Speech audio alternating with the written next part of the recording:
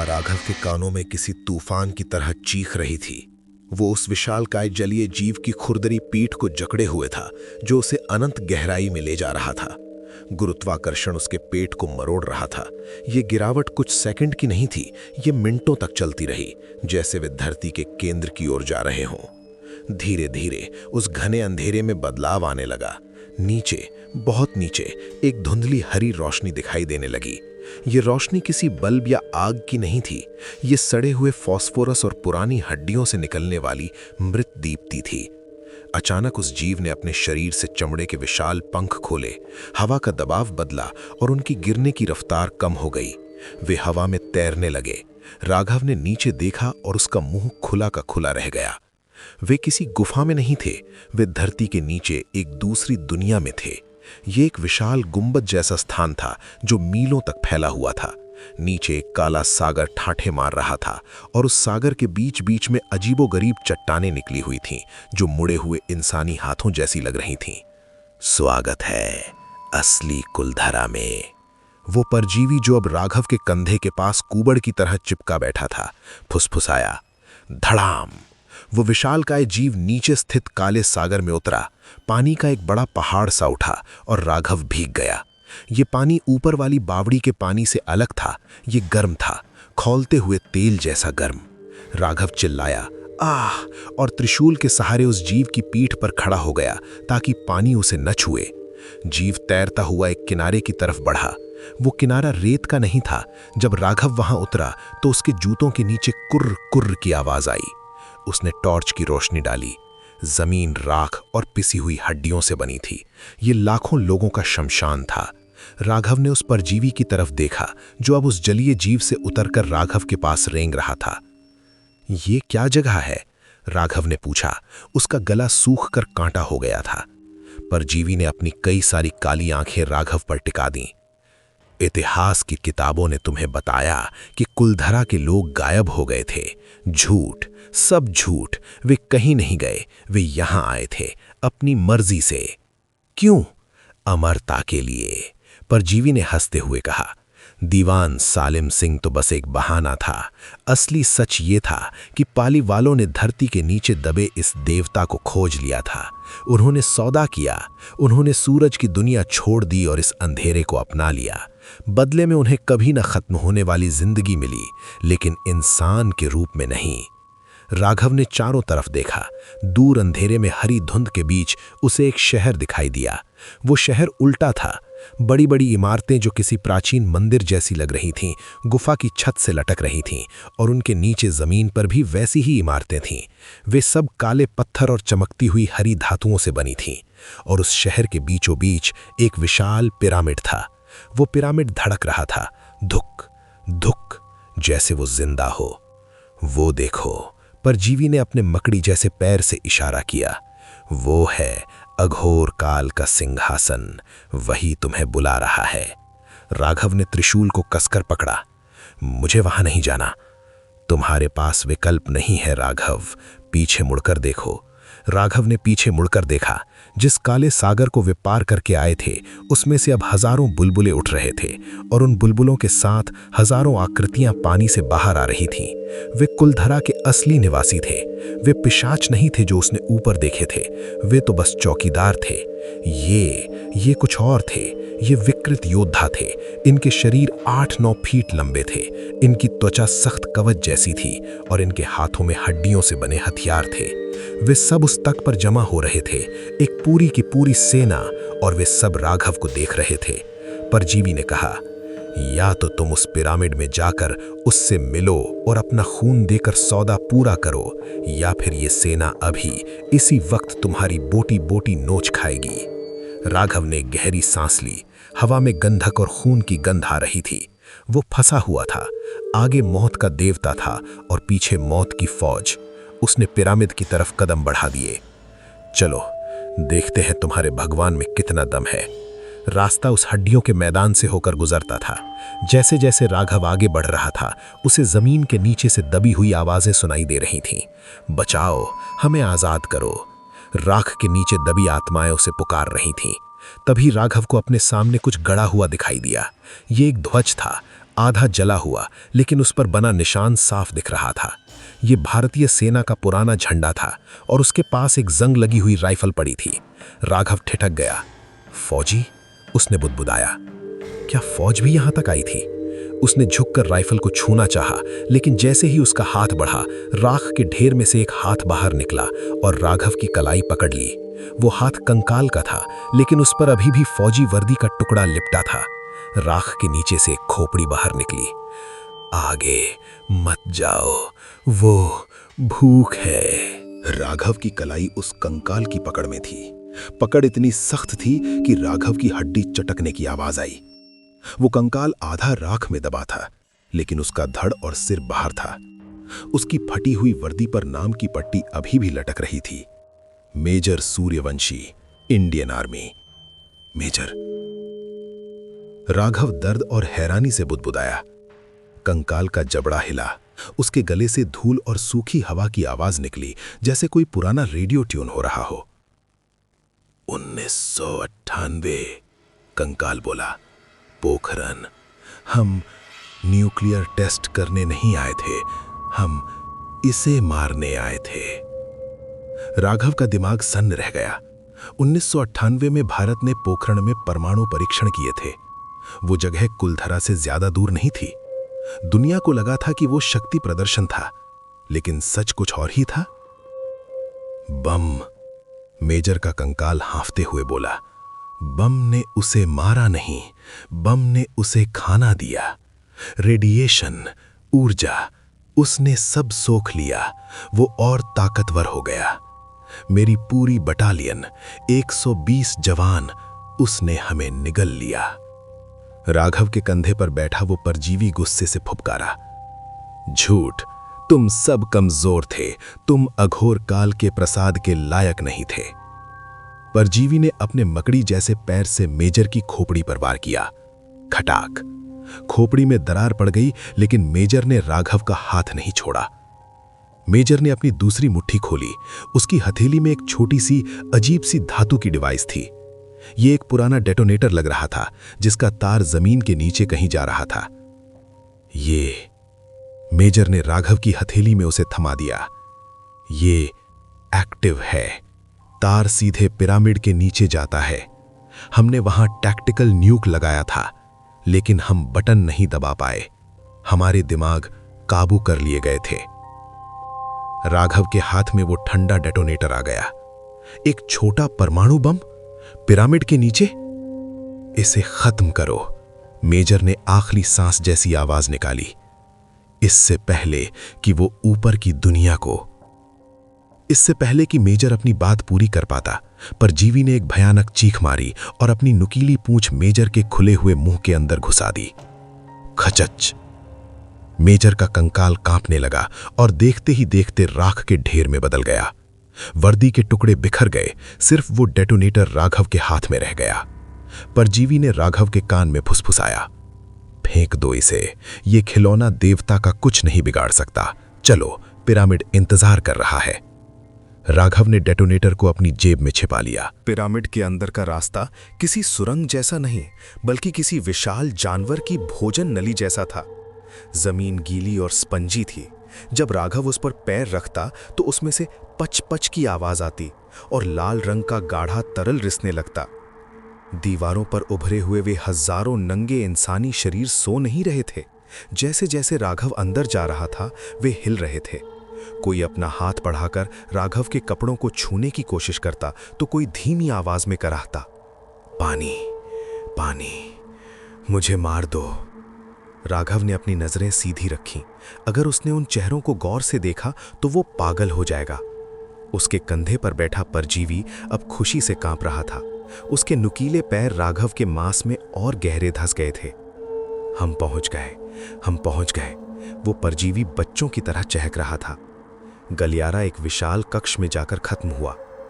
ये कक्ष एक गुंबद जैसा था, जिसकी छत कम से कम 100 फीट ऊपर थी, और उस छत से सैकड़ों मोटी मोटी नसें और धमनियां लटक रही थीं। वे सब कक्ष के ठीक बीचों बीच एक विशाल चीज से जुड़ी हुई थीं। वो अघोर काल का हृदय था। वो एक बस के आकार का मासल टुकड़ा था जो हवा में लटका हुआ था। वो गहरा काला और लाल था। वो धड़क रहा था। धुक, पूरा कमरा हिलता। धुक, हवा का दबाव बढ़ता। उस हृदय से काला खून टपक रहा था जो नीचे बने एक कुंड में जमा हो रहा था।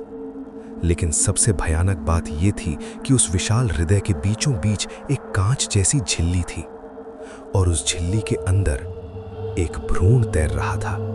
वो कोई साधारण बच्चा नहीं था। उसका सिर बहुत बड़ा था, उसकी आंखें बंद थीं और उसके शरीर से सैकड़ों पतली ट्यूब निकलकर उस विशाल दिल से जुड़ी थीं। राघव के कंधे पर बैठे परजीवी ने कहा, देखो हमारे प्रभु, वो जागने ही वाले हैं, बस उन्हें नाश्ता चाहिए। राघव ने त्रिशूल को अपने सामने किया। ये भगवान नहीं, ये एक कैंसर है। तभी उस विशाल हृदय के अंदर तैर रहे भ्रूण ने अपनी आंखें खोली। वे आंखें पूरी तरह काली थीं, ब्रह्मांड के शून्य जैसी। जैसे ही उसने देखा, राघव के दिमाग में एक विस्फोट हुआ। उसे लगा जैसे किसी ने उसके सिर के अंदर गर्म सुइयां चुभा दी हों। राघव घुटनों के बल गिर पड़ा। त्रिशूल उसके हाथ से छूटकर दूर जा गिरा। एक आवाज गूंजी। ये आवाज कानों से नहीं बल्कि राघव की रीढ़ की हड्डी में कंपन बनकर गूंजी। पालीवाल, तुम आ गए। मैं सदियों से भूखा हूं। राघव ने उठने की कोशिश की, लेकिन उसका शरीर अब उसके काबू में नहीं था। वो परजीवी जो उसके कंधे पर बैठा था अब उसकी नसों को नियंत्रित कर रहा था। राघव का हाथ अपने आप उठा और उसकी जेब की तरफ गया जहां चाकू रखा था। डेटोनेटर नहीं। नहीं, राघव ने दांत भींचते हुए कहा। वो अपने ही हाथ को रोकने की कोशिश कर रहा था। परजीवी हंसा। तुम नहीं रोक सकते। तुम्हारा खून बहेगा और वो खून उस कुंड में गिरेगा। फिर ये दिल धड़कना बंद करेगा और वो बाहर आएगा। राघव का हाथ चाकू निकालकर धीरे धीरे उसके खुद के गले की तरफ बढ़ने लगा। वो अपनी पूरी ताकत लगा रहा था उसे रोकने के लिए। उसकी नसें फट रही थीं, माथे पर पसीना और खून एक हो गया था। लेकिन परजीवी की पकड़ लोहे जैसी थी। चाकू की नोक राघव की गर्दन की त्वचा को छू गई। खून की एक बूंद निकली। हाँ हाँ, परजीवी चिल्लाया। राघव ने अपनी धुंधली होती आंखों से दूर पड़े त्रिशूल को देखा। वो बहुत दूर था, वो उसे नहीं उठा सकता था। फिर उसे याद आया, डेटोनेटर। वो उसकी दूसरी जेब में था। उसका एक हाथ, दाहिना हाथ चाकू पकड़े हुए था और उसके गले पर था, लेकिन बायां हाथ, परजीवी का ध्यान दाहिने हाथ पर था। बायां हाथ अभी भी थोड़ा आजाद था। राघव ने धीरे से अपना बायां हाथ अपनी पैंट की जेब की तरफ सरकाया। भ्रूण की काली आंखें उसे देख रही थीं। वो शायद समझ रहा था। हृदय की धड़कन तेज हो गई। धुक धुक धुक। उसे रोको। भ्रूण के दिमाग से आदेश निकला। परजीवी समझ गया। उसने राघव के कंधे को इतनी जोर से काटा कि राघव की हड्डी टूट गई। आह! राघव का बायां हाथ रुक गया। चाकू अब गले के मांस में धंसने लगा था। राघव को अपनी मौत सामने दिख रही थी। तभी एक चमत्कार हुआ। राघव की जेब में रखा वो डेटोनेटर बीप करने लगा। Beep beep beep. मेजर ने कहा था कि वो सक्रिय है। शायद वो उस विशाल हृदय से निकलने वाले रेडिएशन या इलेक्ट्रोमैग्नेटिक वेव पर प्रतिक्रिया कर रहा था। परजीवी डर गया। ये क्या आवाज है? राघव ने दर्द से कराहते हुए एक शैतानी मुस्कान दी। खून उसके मुंह से टपक रहा था। ये तुम्हारी विदाई का संगीत है।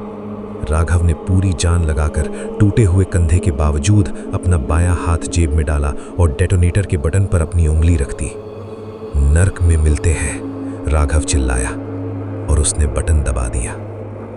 सन्नाटा। कोई धमाका नहीं हुआ। राघव का दिल बैठ गया। क्या मेजर ने झूठ बोला था या 30 साल में वो मशीन खराब हो गई थी? परजीवी जोर से हंसा। मूर्ख, यहां इंसानी खिलौने काम नहीं करते। लेकिन तभी पिरामिड के नीचे की जमीन कांपी। हल्का सा कंपन नहीं, ऐसा लगा जैसे पूरी दुनिया को किसी ने नीचे से लात मारी हो। गुड़ गुड़ गुड़ गुड़। मेजर ने कहा था, हमने नीचे टैक्टिकल न्यूक लगाया था। पिरामिड के नीचे। कक्ष के फर्श में दरारें पड़ने लगी। उस विशाल हृदय के ठीक नीचे की जमीन फटने लगी और उन दरारों से सफेद, ब्लाइंडिंग, अंधा करने वाली रोशनी बाहर निकलने लगी। परमाणु विस्फोट शुरू हो चुका था। वो रोशनी इतनी तेज थी कि उसने अंधकार को मिटाया नहीं बल्कि जला दिया। पिरामिड के नीचे दबे परमाणु बम के फटते ही समय जैसे थम गया।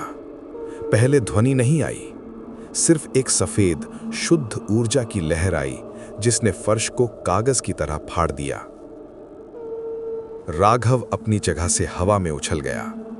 उसके कंधे पर बैठा वो परजीवी जो अब तक उसे नियंत्रित कर रहा था, उस भीषण गर्मी को बर्दाश्त नहीं कर पाया।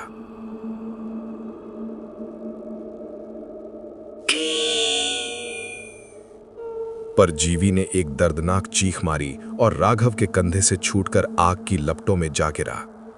हवा में ही उसका शरीर पॉपकॉर्न की तरह फट गया और राख बन गया। राघव आजाद था, लेकिन शायद सिर्फ मरने के लिए। वो दूर जा गिरा और लुढ़कते हुए एक दीवार से टकराया। दीवार जो जीवित इंसानों से बनी थी, अब पिघल रही थी। वे मांसल शरीर गर्मी से जल रहे थे और उनकी सामूहिक चीखें विस्फोट के शोर में दब गई थीं। धड़ाम! अब आवाज आई, इतनी तेज कि राघव के कान के पर्दे सुन्न पड़ गए। उसे कुछ सुनाई नहीं दे रहा था, बस जमीन का कंपन महसूस हो रहा था। लेकिन राघव की नजरें उस विशाल हृदय पर जमी थी। उसे जल जाना चाहिए था, उसे राख हो जाना चाहिए था। लेकिन मेजर सूर्यवंशी की चेतावनी सच साबित हुई। बम उसे मारेगा नहीं, उसे खाना देगा। पिरामिड के नीचे से निकल रही परमाणु आग उस हृदय को जला नहीं रही थी, बल्कि वो हृदय उस आग को पी रहा था। हृदय के नीचे की नसें उस सफेद आग को सोख रही थीं। उस कांच की झिल्ली के अंदर तैरता हुआ वो काला भ्रूण अब सो नहीं रहा था, वो हंस रहा था। उसका मुंह एक अमानवीय तरीके से खुल गया था और वो उस विनाशकारी ऊर्जा को निगल रहा था। देखते ही देखते भ्रूण का आकार बढ़ने लगा। कांच की झिल्ली में दरारें पड़ने लगी। चट चट खनन।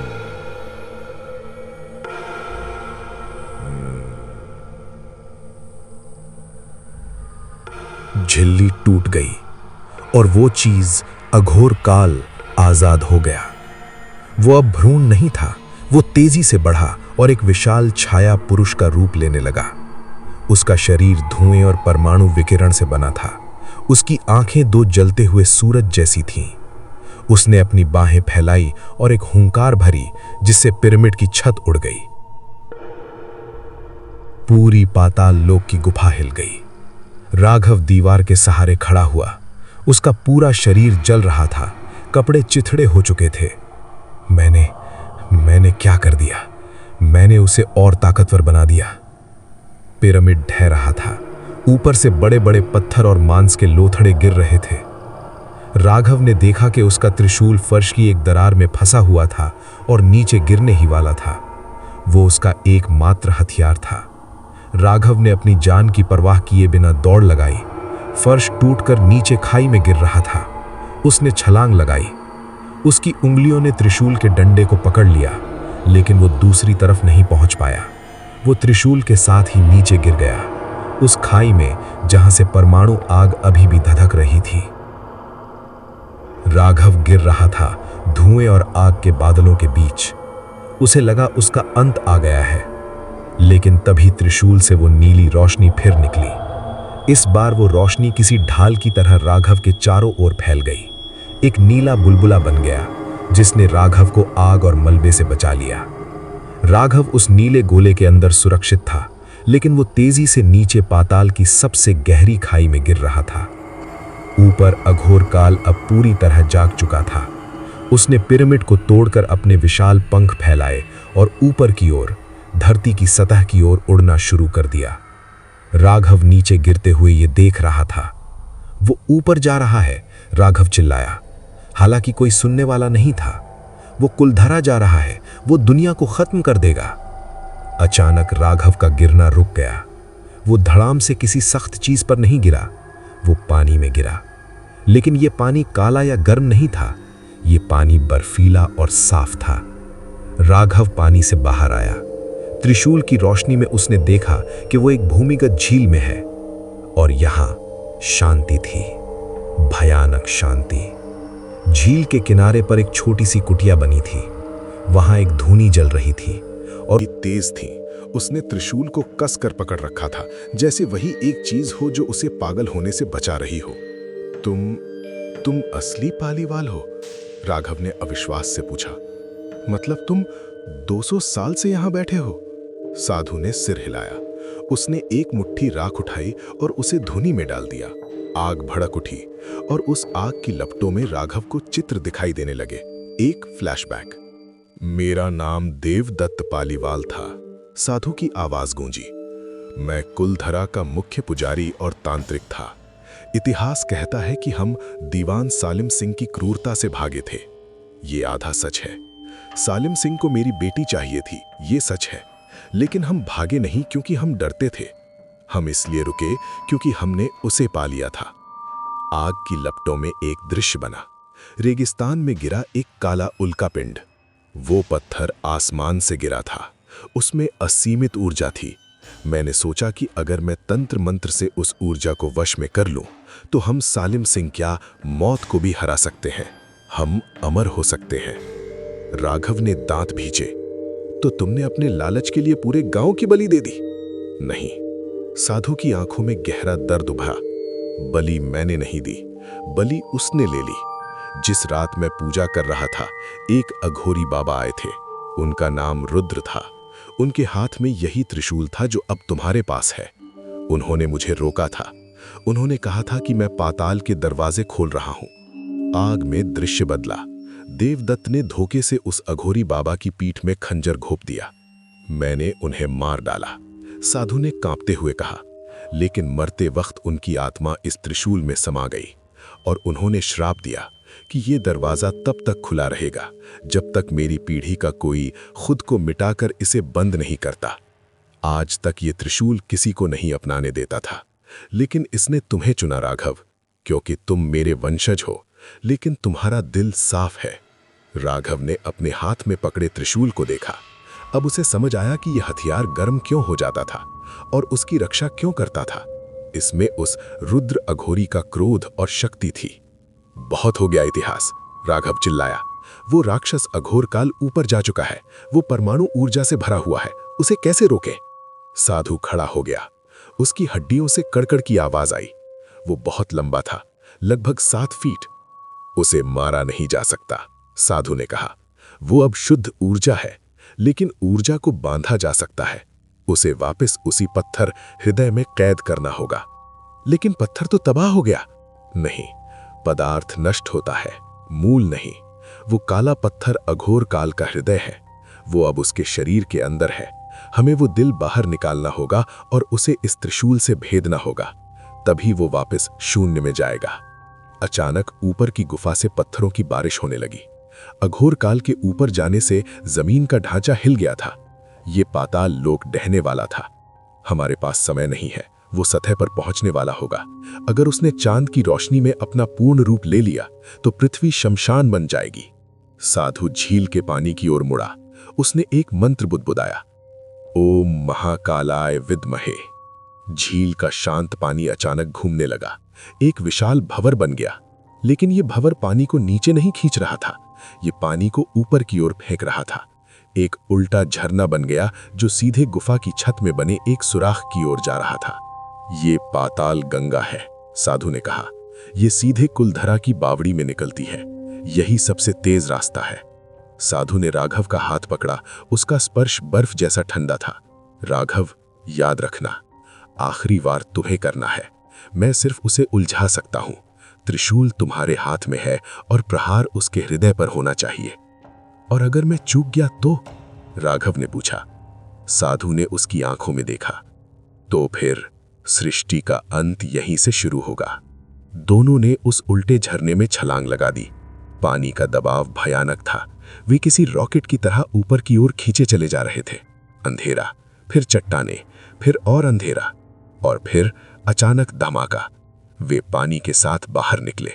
राघव गीली जमीन पर गिर पड़ा। वो खांस रहा था। उसने ऊपर देखा। वो वापस कुलधरा में था। लेकिन ये वो कुलधरा नहीं थी जिसे उसने छोड़ा था। गांव पूरी तरह बदल चुका था। आसमान का रंग काला नहीं बल्कि खूनी लाल हो गया था। बादलों में हरी बिजलियां कड़क रही थी, हवा में राख उड़ रही थी और सामने गांव के बीचों बीच वो विशालकाय राक्षस अघोर काल खड़ा था। अब वो 100 फीट ऊंचा था। उसका शरीर धुएं और परमाणु आग से बना हुआ था। वो गांव की पुरानी हवेलियों को अपने पैरों तले कुचल रहा था। वो अपना मुंह आसमान की तरफ करके चांदनी को पी रहा था। जैसे जैसे वो रोशनी पी रहा था, उसका आकार और बढ़ता जा रहा था। साधु राघव के पास खड़ा हुआ। उसके शरीर से अब एक सुनहरी आभा निकल रही थी।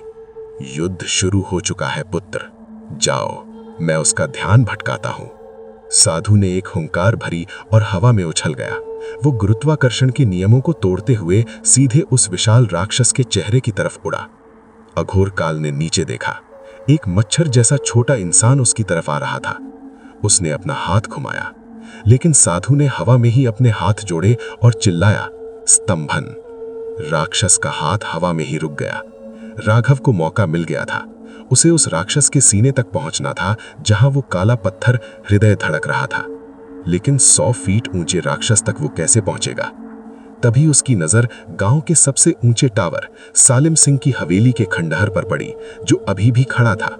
अगर वो उस पर चढ़ जाए तो वो छलांग लगा सकता है। राघव भागा। त्रिशूल उसके हाथ में नीली आग की तरह धधक रहा था। सिंह की हवेली के खंडहरों की ओर दौड़ रहा था। हवेली जो कभी अहंकार और शक्ति का प्रतीक थी, अब केवल टूटी हुई दीवारों का ढांचा थी। लेकिन ये अभी भी गांव की सबसे ऊंची इमारत थी, लगभग 50 फीट ऊंची। आसमान में युद्ध भयानक रूप ले चुका था। साधु देवदत्त हवा में तैर रहे थे। उनके हाथों से सुनहरी जंजीरें निकल रही थीं, जो अघोर काल के विशाल धुएं वाले हाथों को जकड़ने की कोशिश कर रही थीं।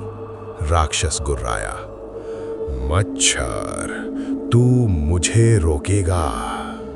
अघोर काल ने अपने मुंह से काले परमाणु विकिरण की एक लहर छोड़ी। वूश! वो लहर साधु से टकराई। साधु का शरीर हवा में पीछे फिका गया, जैसे आंधी में पत्ता उड़ता है। लेकिन उन्होंने हार नहीं मानी। उन्होंने हवा में ही खुद को संभाला और वापस राक्षस की ओर लपके। नीचे राघव हवेली की सीढ़ियां चढ़ रहा था। सीढ़ियां टूटी हुई थीं, हर कदम पर पत्थर खिसक रहे थे। तभी हवेली की दीवारों से काले साए बाहर निकलने लगे। ये अघोर काल के शरीर से टपके हुए छोटे अंश थे। वे राघव के पैरों को पकड़ने लगे। हट जाओ, राघव चिल्लाया। उसने दौड़ते हुए ही त्रिशूल घुमाया। त्रिशूल की नीली आग ने उन सायों को छूते ही भस्म कर दिया। लेकिन वे बहुत ज्यादा थे। वे चींटियों की तरह दीवारों पर रेंग रहे थे। राघव दूसरी मंजिल पर पहुंचा। वहां फर्श गायब था। उसे एक बीम पर संतुलन बनाकर दौड़ना था। नीचे गहरी खाई थी। एक साये ने उसकी टांग पर हमला किया और मांस नोच लिया। आह! राघव लड़खड़ाया। वो गिरने ही वाला था कि उसने त्रिशूल को बीम में गड़ा दिया और लटक गया। उसने ऊपर देखा। अघोर काल की नजर अब साधु से हटकर राघव पर पड़ गई थी। उसे महसूस हो गया था कि असली खतरा वो त्रिशूल है। त्रिशूल! राक्षस की आवाज गूंजी। रुद्र का हथियार, इसे नष्ट करना होगा।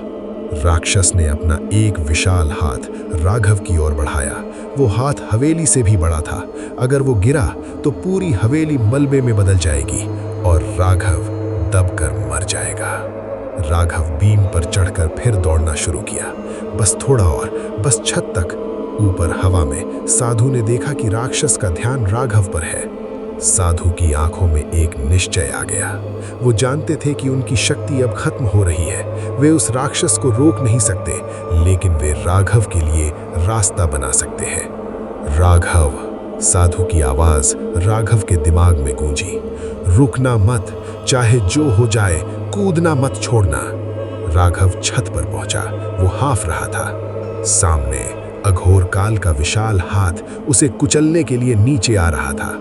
साधु देवदत्त ने एक मंत्र पढ़ा जो उन्होंने 200 साल पहले सीखा था। वो मंत्र जो आत्मा को शरीर से अलग करके शुद्ध ऊर्जा में बदल देता है। ये आत्मदाह का मंत्र था। हे महादेव, मेरी आहुति स्वीकार करो। साधु का शरीर अचानक एक तेज सूर्य की तरह चमकने लगा। भड़ाक। साधु ने खुद को एक जीवित बम में बदल दिया और सीधे अघोर काल के उस विशाल हाथ से जा टकराए जो राघव को मारने आ रहा था। एक जबरदस्त धमाका हुआ। सुनहरी रोशनी ने आसमान को चीर दिया। अघोर काल दर्द से चिल्लाया, नहीं। वो उसका विशाल हाथ कोहनी से कटकर अलग हो गया और दूर रेगिस्तान में जा गिरा। धमाके ने राक्षस को पीछे धकेल दिया। उसका सीना, जहां वो काला पत्थर यानी दिल धड़क रहा था, एक पल के लिए असुरक्षित हो गया। साधु अब नहीं थे। हवा में बस राख के कुछ सुनहरे कण तैर रहे थे। उन्होंने राघव को उसका एक मौका दे दिया था। राघव हवेली की छत के किनारे पर खड़ा था। सामने 20 फीट की दूरी पर हवा में राक्षस का खुला हुआ सीना था। वहां धुएं और आग के बीच वो काला हृदय धड़क रहा था। ये असंभव छलांग थी। कोई इंसान 20 फीट दूर हवा में कूदकर वहां सटीक वार नहीं कर सकता। लेकिन राघव अब अकेला नहीं था। त्रिशूल कंपन कर रहा था। उसे लगा जैसे उसके पीछे हजारों हाथ उसे धक्का देने के लिए तैयार है। मेजर सूर्यवंशी, उसके पिता, वो अघोरी रुद्र और अब साधु देवदत्त। हवा तेज चल रही थी। राघव ने त्रिशूल को भाले की तरह कंधे पर ताना। उसने अपने पैर जमाए। जय महाकाल! राघव ने दौड़ लगाई और हवेली की छत के आखिरी पत्थर से हवा में छलांग लगा दी। वो हवा में था। नीचे 50 फीट गहरी खाई थी। सामने मौत का देवता था। समय धीमा हो गया। राघव देख सकता था कि राक्षस का घाव भर रहा है। काला धुआं वापस उसके सीने को ढकने आ रहा था। अगर वो 1 सेकंड भी देर करता तो मौका हाथ से निकल जाता। राघव गुरुत्वाकर्षण के विरुद्ध उड़ रहा था। त्रिशूल की नोक सीधे उस काले पत्थर की सीध में थी। राक्षस ने राघव को हवा में आते देखा। उसकी लाल आंखें फैल गईं। कीड़ा! राक्षस ने अपना दूसरा हाथ राघव को हवा में ही पकड़ने के लिए बढ़ाया। राघव और राक्षस का हाथ दोनों एक दूसरे की तरफ बढ़ रहे थे। राघव हवा में था। उसका शरीर एक जिंदा बुलेट की तरह अघोर काल के सीने की तरफ बढ़ रहा था। लेकिन राक्षस का विशाल हाथ उससे भी तेज था। राघव उस काले पत्थर दिल से महज 5 फीट दूर था जब धप! अघोर काल की मुट्ठी बंद हो गई। उसने राघव को हवा में ही पकड़ लिया। राघव की पसलियां चरमराहट के साथ दबने लगीं। उसे लगा जैसे उसका पूरा शरीर कुचला जा रहा है। राक्षस ने राघव को अपने चेहरे के पास खींचा। उसकी गंधक और सड़े हुए मांस वाली सांस राघव के चेहरे पर लगी। तेरा खेल खत्म कीड़े, अब मैं तुझे चबाऊंगा। राघव का एक हाथ और दोनों पैर राक्षस की मुट्ठी में कैद थे। वो हिर भी नहीं पा रहा था। खून उसके मुंह से निकलकर राक्षस की उंगलियों पर गिर रहा था। लेकिन उसका दाहिना हाथ, जिसमें त्रिशूल था, अभी भी बाहर था। राघव ने दर्द से चीखते हुए अपनी धुंधली होती आंखों से देखा। राक्षस का सीना, वो काला पत्थर, वो उसकी पहुंच से दूर था। वो हार गया था। लेकिन तभी त्रिशूल ने एक तेज नीली रोशनी छोड़ी। त्रिशूल राघव के हाथ में गर्म हो गया। इतना गर्म कि राघव की हथेली का मांस जलने लगा, लेकिन उसने उसे छोड़ा नहीं। त्रिशूल में कंपन हुआ। वो कंपन राक्षस की मुट्ठी में फैल गया। अघोर काल अचानक चिल्लाया। त्रिशूल की पवित्र ऊर्जा उसकी अशुद्ध त्वचा को तेजाब की तरह जला रही थी। राक्षस की पकड़ ढीली पड़ गई। राघव को बस यही एक पल चाहिए था। जैसे ही राक्षस की उंगलियां थोड़ी खुली, राघव ने त्रिशूल को उल्टा पकड़ा और पूरी ताकत से राक्षस के अंगूठे में घोंप दिया। खच! राक्षस दर्द से बिलबिलाया और उसने अपनी मुट्ठी झटक दी। राघव हवा में फेंका गया, सीधे उसके सीने की तरफ। राघव ने हवा में कलाबाजी खाई और अघोर काल के सीने की हड्डी पर जा गिरा। वो फिसला, लेकिन उसने एक मांसल नस को पकड़कर खुद को रोक लिया। अब वो ठीक उस काले पत्थर दिल के सामने लटका हुआ था। पत्थर धड़क रहा था। उसके अंदर परमाणु आग और काली शक्ति का तूफान घूम रहा था। राक्षस ने देखा कि उसका शिकार उसके दिल पर बैठा है। नहीं!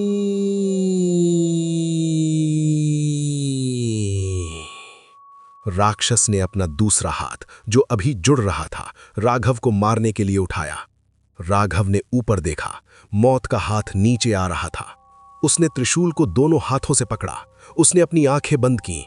मेजर सूर्यवंशी, साधु देवदत्त, उसके पिता, सबकी यादें एक पल में कौंध गईं।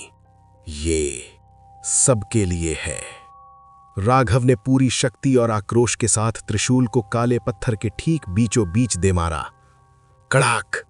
आवाज ऐसी आई जैसे आसमान टूट गया हो। त्रिशूल की नोक उस उल्का पिंड के सख्त खोल को चीरते हुए अंदर धंस गई। समय थम गया। पत्थर के अंदर एक दरार पड़ी। उस दरार से सफेद रोशनी की एक पतली किरण निकली, फिर दूसरी, फिर तीसरी। अघोर काल का हाथ जो राघव को छूने ही वाला था, हवा में ही जम गया। राक्षस की आंखों में डर आ गया। क्या किया तुमने? राघव ने त्रिशूल को और गहरा धकेल दिया और उसे घुमा दिया। भड़ाम! काले पत्थर के अंदर एक विस्फोट हुआ। ये आग का विस्फोट नहीं था, ये आत्माओं का विस्फोट था। पत्थर के टुकड़े टुकड़े हो गए और उन टुकड़ों से लाखों सफेद साए बाहर निकले। ये कुलधरा के वो लोग थे जो 200 साल से उस पत्थर में कैद थे। अब वो आजाद थे। वो चीखते हुए प्रकाश बनकर आसमान की तरफ उड़ने लगे। अघोर काल का विशाल शरीर अंदर से फटने लगा, उसका धुआं बिखरने लगा। परमाणु ऊर्जा अब उसके नियंत्रण से बाहर हो गई थी। वो अंदर की ओर सिकुड़ने लगा, इम्प्लोड होने लगा। राघव अभी भी उसके सीने पर था। जमीन अब गायब हो रही थी। राक्षस का शरीर हवा में विलीन हो रहा था। गिर रहा हूं। राघव का आधार खत्म हो गया। वो 50 फीट की ऊंचाई से नीचे गिरने लगा। लेकिन इस बार वो अकेला नहीं गिरा। वे लाखों सफेद आत्माएं जो आजाद होकर ऊपर जा रही थीं, उन्होंने राघव को घेर लिया। उन्होंने उसे हवा में थाम लिया। राघव को लगा जैसे वो फूलों की सेज पर गिर रहा हो। राघव धीरे धीरे सुरक्षित रूप से कुलधरा की रेत पर आ गिरा। ऊपर आसमान में अघोर काल का एक आखिरी भयानक चीख के साथ अस्तित्व मिट गया। वो परमाणु ऊर्जा एक सुंदर आतिशबाजी की तरह आकाश में फैल गई। हरी और नीली रोशनी ने रात के अंधेरे को दिन जैसा बना दिया। फिर सन्नाटा।